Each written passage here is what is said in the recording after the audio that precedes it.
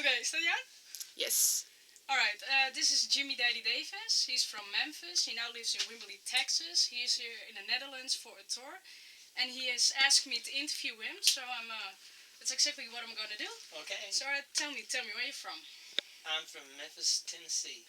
That's where you grew up. I'm born and raised. Alright, and now you live in Wimberley, Texas. I live in Wimberley. When did you move there? Why? About 3 years ago. Alright. When I started playing with Walt Wilkins and the Mr. Carols. Nice. And it became apparent that I needed to live a little closer to the band because we were working so much. Yeah, of course, it's easier. Yeah, and so I moved. Alright. Which was hard. Yeah, of course, you have to leave your family behind. Yeah. But my kids were grown up, so it wasn't like little kids, it was big boys. Yeah, so it makes it a bit easier. Yeah, so it was easier. Yes. Yeah. Alright. You make music. When did you start? How do you make music? Where does the passion come from? I don't remember not making music. I don't remember not playing. Alright. And I started performing when I was 9 years old. And it was, I made $2. The first little show I did, I got $2. And oh man.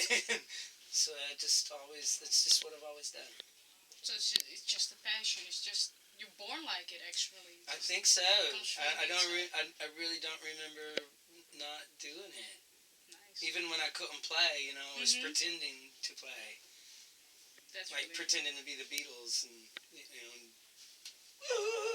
And do you remember the age when you started playing? Oh, I remember when I learned to play.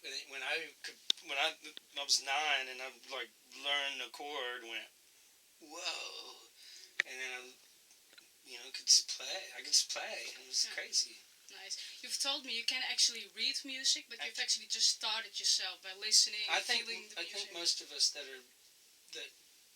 really feel it, we don't read. No. And I learned to read, but it was too hard. It was difficult. Yeah? Yeah. It's so hard. Because you did have, for a short amount of time, you did try to learn music, right? Well, I did. When I went to college, and I took music theory and learned to read. And it gave me a great understanding of music, but it's not really something that I rely on. It really taught me about music. It gave me oh, that's what we're doing. This is what we're doing. But it doesn't, I don't have to read. We don't have to read to play music. Because you feel it. Yeah, because we feel it. And most of us are like that. That is really cool. Can you live from making your music, or do you have another job beside it? I don't have another job, and I really never have, but it's really hard. And young kids, like even my son who plays, doesn't have the opportunities that I had in the 70s and 80s. Most music most money is in the music business is made from publishing and songwriting. And those avenues and those ways of making money are kind of going away. When I was a kid, you could be a songwriter and have a publishing deal and make a living. And and fortunately for me, when I got a record deal when I was 26 years old, but my publishing deal was the money, and I made 2 really great deals with some big companies where I shared. They actually bought half of my publishing, and I still make money on those deals. Yes, of course. And I can't even do that now. I can't even make that deal now, and I was able to do that then because the music that I made at that time was on the radio. Yeah. And it was commercial radio. Now, being an Americana artist, a lot of our radio stations are community driven. Mhm. They're not commercial driven, and there's no money. So we have to tour. So touring is playing, performing live is really the way that we make our money. Unless you get a movie. In video games are really big for a lot of kids now that are writers and writing their own music. They video games sell in the multi-millions. That's like having a hit record. Yeah. And if you have the songwriting part of that or the publishing part of that, that's the money. Yeah. But that doesn't exist for us anymore. No. So. But I was very fortunate as a kid to have that. Yeah, because in the 80s, I believe you got famous. You even been on MTV, I believe. So what was the change? Because you were quite a big deal, and now you play in pubs in Texas. Because the 80s are not the. It's not the 80s anymore. No, it's different, of course. Yes. Music. It all it all changes. Mhm. And I think it's very. It's a young man's game. Mhm. Yeah. Right. And so I was very fortunate in my 20s to be right on time. The radio fit what I was doing. And it all lined up. And once that went away, I mean, I could have chased all that and cut my hair and wore different clothes and just changed with the fashion. But that's not what it was about.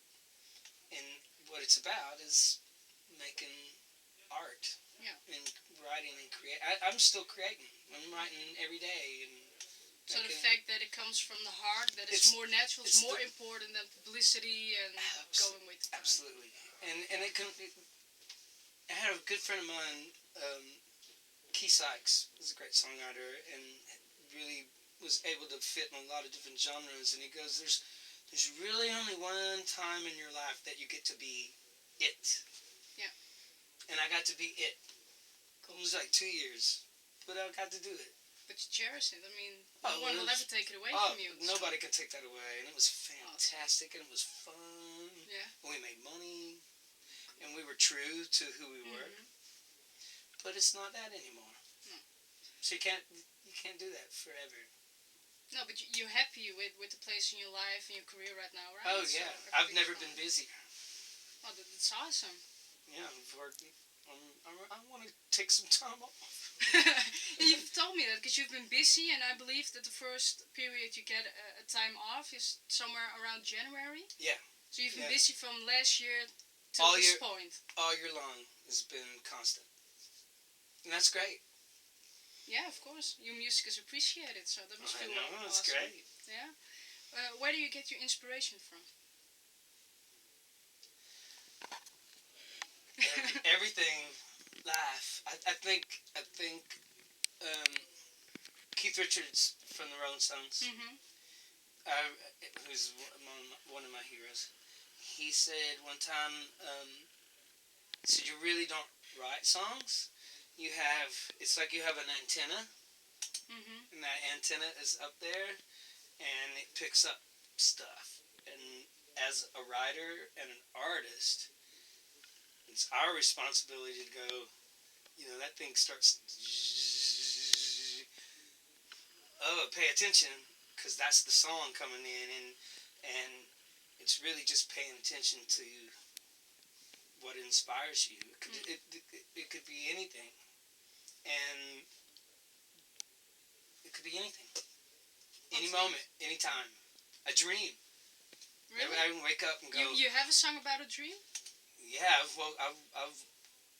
Can you name one that's maybe kind of? Oh, there's several. There's several like, and there's several that I didn't write down, and they're gone. They're gone for. And why haven't you written them down? That you didn't have the time, or? Just it's stupid. That's not what I would say. If it's a good song. But there's several recently when I moved. And I moved to my little house in Texas, and I really there's going to be on this next record that I have coming out. There's going to be 3 or 4 songs that I totally wrote in the middle of the night. Really? It just popped in your head? Yeah, and because I live out in the country and it's 3 o'clock in the morning, and I have a little studio, that I could just plug in and start doing it and not bother anybody. And how do you do that? Because you write a song, do you only write it on paper or do you record it yourself? Because of course the song needs to be created. Right. And the music. Right. Sometimes it's words first. This last batch is a lot of playing guitar and recording it, and just recording the ideas and then writing the melody and the words afterwards. Nice. Which is backwards for me. I've never really done that. Now, I've had songwriting partners where I did it. They would give me tracks that they wrote the music to, and then I would write words and lyrics or melodies. So now I'm doing that with myself and letting myself be the instrumental guy and writing the music first. Because everything you make on this moment is what you own. You're the producer, you're the creator, you're the writer. I'm everything. You're everything. It's kind of scary. It's kind of scary, like, really? But in the past, did you write songs for other artists or movies or stuff like that? You have. I have, but I didn't write. That's a real cool or a funny term, because I've had people record my songs or had them be in movies, but I didn't write them for that. Oh, all right. I wrote them just like I write. Just for yourself. And just how I do it, and they got picked up. All right. And so the songs that I've had recorded by other artists and they've been in movies, I didn't write for that. But you did make money or a contract, or they just stole Yeah. it? Yeah. Right. That's good. That's good. That's definitely good. So, Jimmy, you're in the Netherlands. Your first time was 3 years ago. You came here. How did it all evolve? Because the Mysticarios, they are bigger. I know there are more performers. How did you get here? How did Walt or someone else decide you to come along on a tour here in the Netherlands? Well, there's 2 things that happened. Well, 3 really. One is when I started touring in Texas, the Mysticarios that was my favorite band. I like them. And we were on some festivals together, and they were fans of mine, and I was fans of them. Cool. And they recorded one of my songs on one of their records before I was in the band. And then I just would sit in and do a couple of tunes, and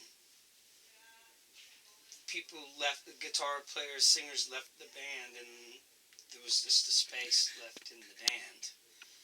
And they asked me, and I went, okay. Hell yeah. But then, because of Bart, DeWin came to Texas to make a record. Yeah. And with Walt, then that put us all in the same boat. For the people who don't know who Bart DeWin is, can you explain in short who Bart is?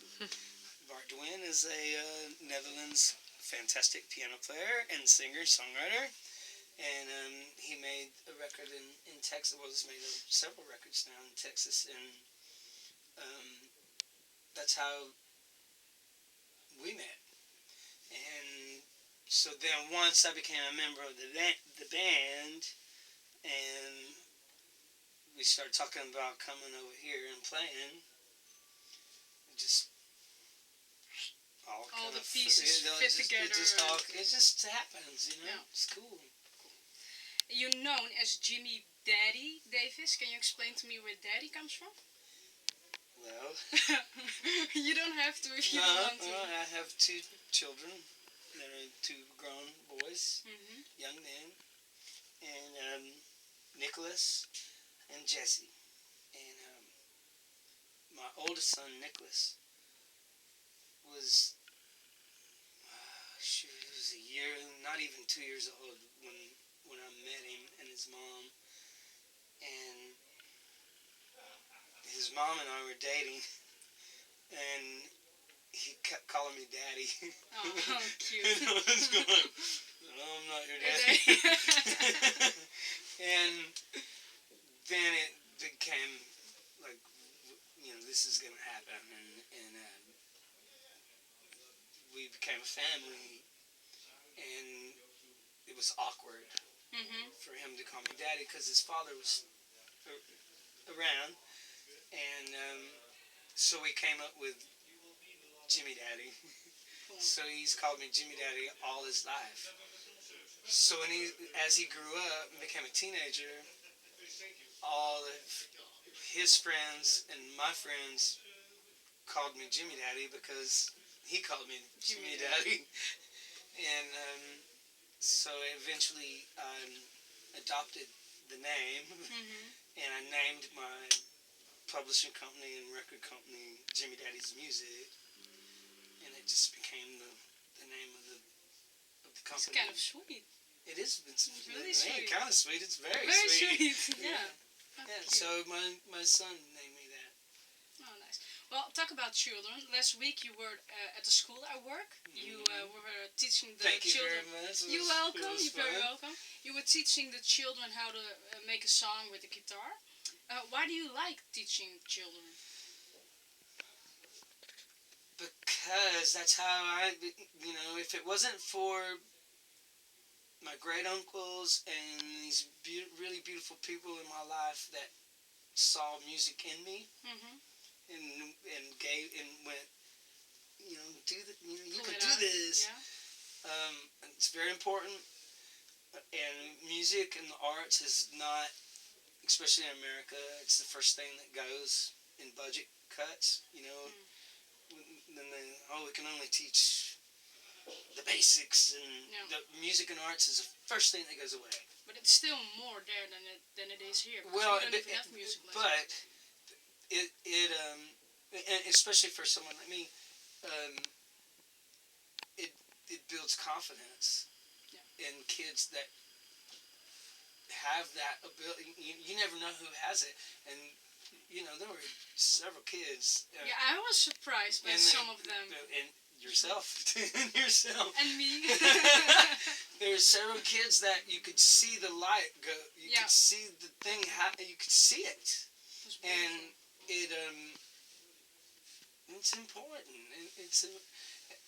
I grew up in a family that was a big thing, that we all got together and played music together, and luckily I had really great teachers that encouraged me. And as soon as my kids started school, and their birthdays are in February, both of them, and I would go to school and play music for their birthdays. Oh, really? In kindergarten, first grade, second grade, all the way into high school. Cool. I played at school 2 times a year, every year. And I could see it. I could see the kids that, just... Did they kind of lift it up, something?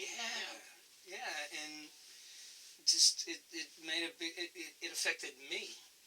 It made a difference in me, not just them. It made a difference in me, so I started doing it on the road. That's why. When you wanted to come I wanted to do it here. No, it's really cool. And it transcends language. Yeah. So the language could be a barrier, but the music is not. Because the music is like a language on its own. It's a language of itself, and it's just like playing with people we can't talk.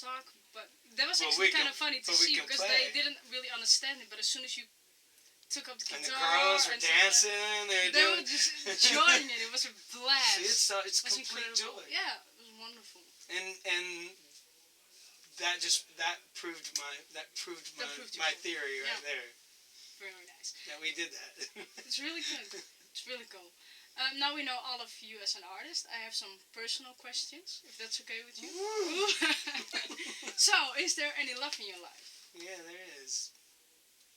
Can you tell me more about her a little bit? I've been married and not married, and I met a really sweet woman in my little town in Texas.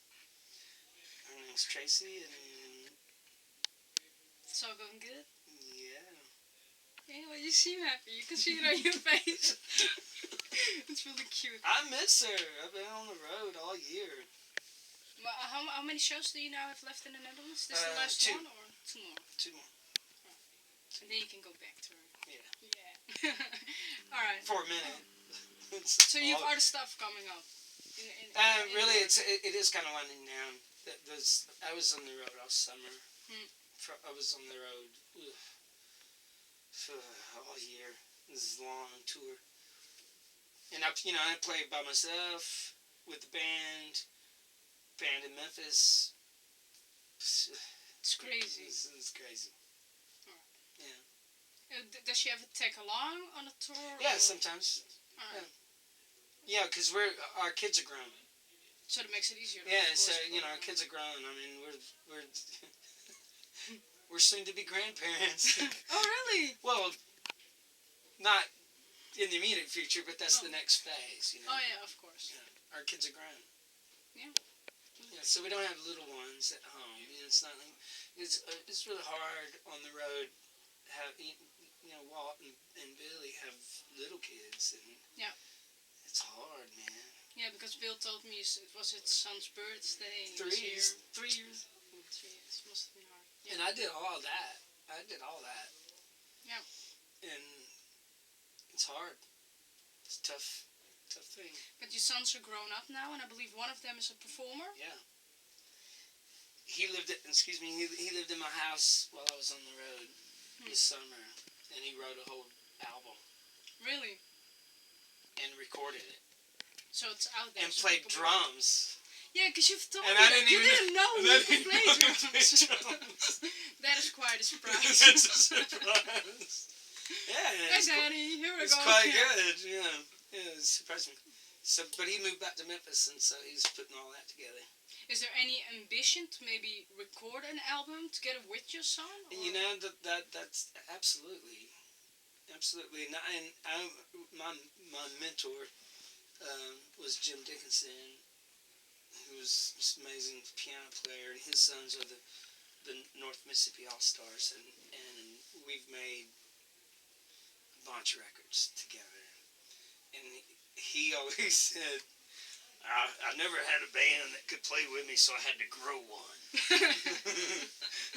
I never really approached it like that, but he did, and luckily for me, I got to be included in the family band of those guys. It's really cool. Very nice. So, do you have any other hobbies besides making music? Because I can see your passion, but I know you have a love for photography, especially nature photography. Yeah, I'm a kind of point and shoot. Yeah. Oh, look at that! But I like camping, hiking, backpacking, kayaking, sailing, all that kind of stuff. And is that where you write most of your songs? It definitely, because I made a record called Campfire Songs. It was definitely all those songs kind of came. It's a good album. Came from that. That's where I go to kind of clean it out, clear my head. Yeah. Is to, a good hike, a good walk, where you kind of push yourself, and that's everything goes away.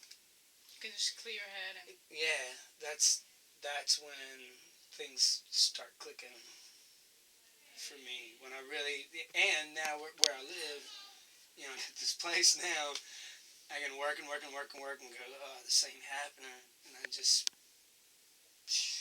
go out there and start walking, and it's right at my door now, which is, I can't believe it. It's like right out my back door. Because you told me you are actually in love with your house. I am in love with my house. Tell me more about it. Because it's beautiful where you live. It's this little house in the woods, and when I wake up in the morning and I look out the door and I can see my garden and deer and whatever, and I just start giggling. Because you just can't believe you live there. I can't believe I live there. It's amazing. I definitely want to go there Yeah, someday. it's cool. It's cool to have that. You know, it's Yeah. good. I think the I may not be the smartest guy in the world, but I it's I know that place is giving something to me. But maybe this is a rude question, but why would you say that? Not the smartest guy in the world. Well, because I'm not. I don't see it. I mean, I think when you have, because the way I see it, you have a lot of life experience with your children, with your music. Yeah. You've seen the world. Well, thank you. In my opinion, I think that makes a person a whole of a lot smarter when you just have an education from school. Of course, that's important. Yeah. Don't get me Yes, wrong. kids. Go to school. But you have life experience, and that is definitely important. I think just recognizing positive things in your life is the way, and it's physical health and mental health at the same time, and that when I chose to move, it was really hard for me to move from Memphis to Texas, and so I'm really all about Memphis has been really good to me, and all the people in Memphis music is it's the center of the universe of music in my opinion, and that it's hard to leave that, and I go back every chance I can. Yeah, of course. But there's something about the hill country in Texas and the songwriter thing, and I'm more of a singer-songwriter, country. I'm not soul. I mean, I have soul, and I'm raised on it. It's that style of music. In other words, it suits me to be in Texas, and to have that little house resonate with me. It's just crazy, and it's beautiful, and it's just awesome, and I know it. I get, I realize it and see it and feel it every day I'm there. So you cherish every moment. Every moment. And you can see it. It's beautiful. Yeah. Alright, some little basic stuff about yourself. I've been told that Walt and Bill have any tattoos. Do you have any tattoos? No. Not any? No. Alright, well. That shit hurts. I believe you. I wanted to have a tattoo since I'm 16. I'm too afraid. Yeah, I know. I'm not doing it. I'm not doing it. Hey, we could just like draw. Together, We could just draw. And I'm like, yeah, we got a tattoo. Do you have a favorite movie? Maybe in particular a music movie or something that has inspired I you? like To Kill a Mockingbird. I don't know that one. It's my favorite book and my favorite movie. Really? I should check that out then. Harper Lee. Yeah? Great read that. Keep it in mind. Definitely will. Favorite color? Blue. Blue. I've actually noticed that. Favorite kind of food? Fried chicken and barbecue. Ooh, sounds delicious. Memphis, that's like the thing.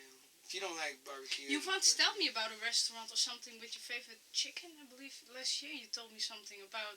You told me something about chicken. Yeah. Gus's fried chicken in Memphis. It's good, but it's not my grandmother's. You can already almost taste I was like, it. You can see it in your face. my grandmother and my mama's, they made the best fried chicken in the world. Nice. Ja, we zijn bijna klaar. Hello! And alright, we're gonna round this up. Two more questions. What kind of wishes would you like for yourself and wishes you have in general in life? What do you wanna... Dreams? What kind of dreams do you wanna come true? Or... Okay. I want a sailboat and a pony. Oh, I just want to be happy and goodness for my kids and make music. Keep writing music and playing. It's just happy very the way simple, you are. very simple. Continue. Very simple. To, what I'm doing is pretty much what I think I was born to do, and that's good. That's wonderful. Any last message for your fans? Something you want to say to them, people watching? please listen to music and eat fried chicken and barbecue pork every day. Really cool. Dit was Jimmy Daddy Davis. Thank you for the interview, Jimmy. Oh, Wonderful. This was Jimmy, and who knows, maybe next year we'll see him again. Are you coming back next year? well, I hope so. You will. And we'll play at school again? Definitely will. Right. Today. Thank you for watching. Goodbye. Really cool.